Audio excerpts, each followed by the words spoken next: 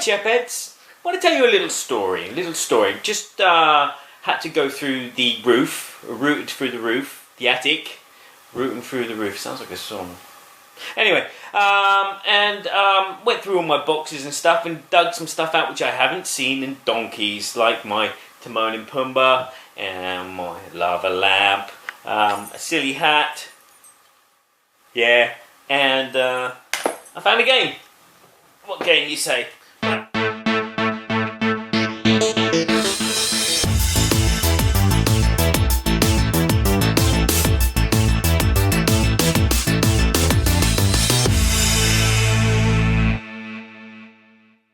Well, this game called WobBally.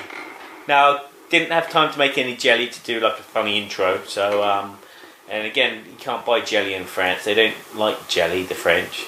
But yeah, so I'm going to do a quick review on this child's game called WobBally. Just a foreshadow beforehand. This game is no longer in print, so you may have trouble finding this. So let's have a closer look at the components, like this. So what do you get in the box? You get this tower, this lovely tower, and it comes with all these balls. There's 14 balls on each layer. This base, it turns, and it's got a ball on the top there, which tells you if the surface is flat, and as you turn it, the base is not equal as well, so you can rebalance unbalanced tables, which is very useful. Inside, if I turn this upside down, this is where you store your sticks, your spare balls, and your dice, and they all fit in there nicely. And the game comes with this plastic border, that's the word, and that stops the balls going all over the place. So that's what you get in the box. So how do you play the game? Wow, this game is pretty much like Jenga. You're basically knocking balls out and trying not to knock over the tower. Now, in the rules, there are 3 versions of how to play the game. The first is each player grabs a baton and they take turns to knock a ball out. And whoever knocks the tower over is eliminated from the game. You reset the tower and then you continue playing till there's one person left. Okay? Version 1.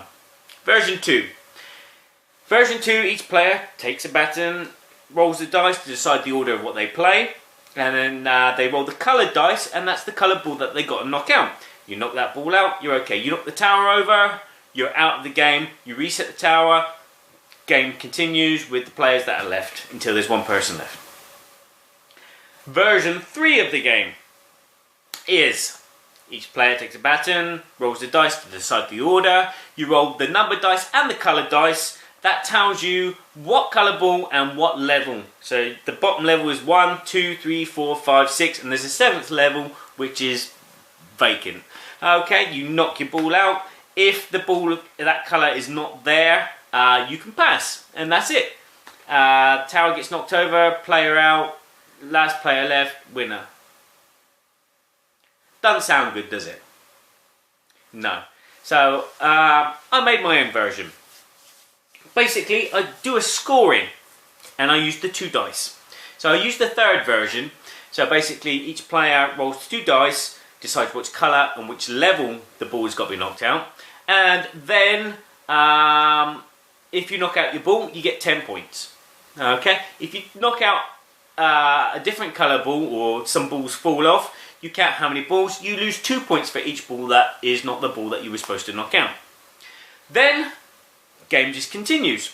Obviously, if you knock the tower over, you lose 2 points for each ball that you've knocked over. Sometimes the tower doesn't completely fall. Sometimes the tower partially falls. So you can either stop the game and count your points there, or you can continue. Again, I vary that. Again, the other thing I do is if you're told to remove green from level 4 and there's no greens on level 4, you can either pass, so you push your luck a bit by not scoring any points, but if the tower is really wobbly, you've got a good chance of someone else knocking it over instead of you. Or you can knock out a green from any other level. And as I said, if you lose other balls, you lose more points. It's a lot more fun that way, but that's how you play. Now let's have a look at my opinions, and I'm going to get someone else to give me some opinions as well. So, Pumbaa, what do you think? Well, I think that it's a load of balls. Pumbaa, with you, everything is balls. So let's ask an expert child about this child's game. This is my daughter of 7. Hey, Charlotte. Hey, Daddy. Hey. Okay, so what do you think of WobBally? WobBally is a game, funny and easy. It's easy, is it? Easy to learn, yeah? A bit. Yeah, the rules are easy, yeah? Yeah. Yeah, but playing the game is... A bit hard. Yeah, why is it hard? Because we need to be careful for not the balls go on the floor. Yeah, you have to be very, very careful. So it's a game of skill and dexterity.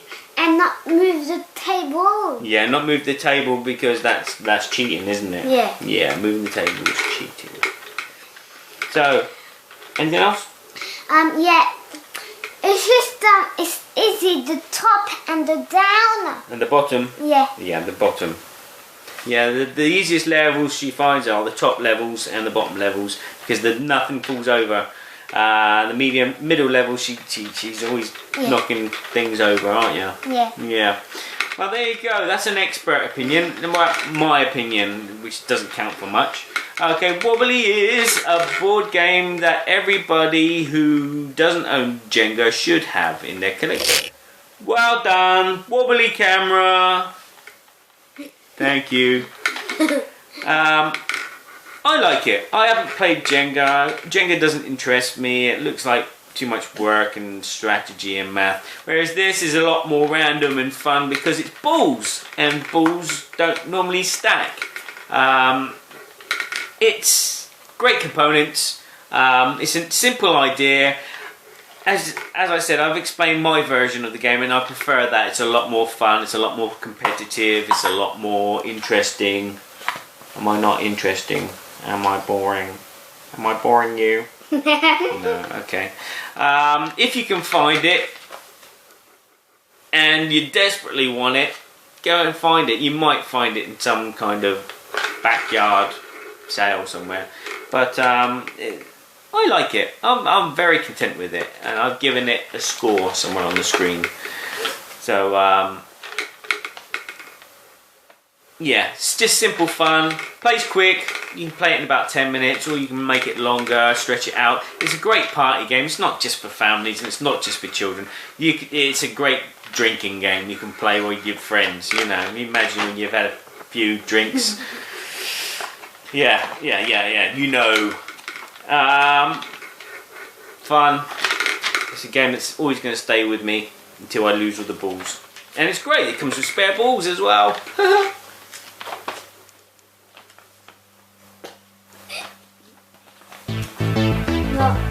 Never work with children.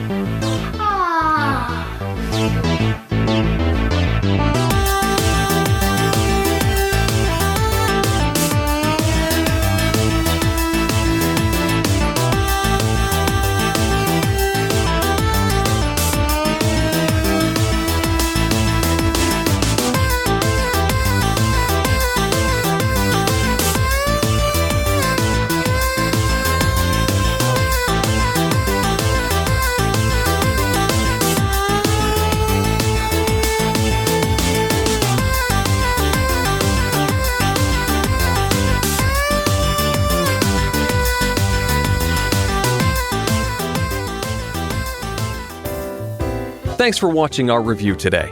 For more information about board games, as well as the #1 board game audio podcast, check out Dicetower.com for reviews, interviews, and more. I'm Eric Summerer, and you've been watching The Dice Tower.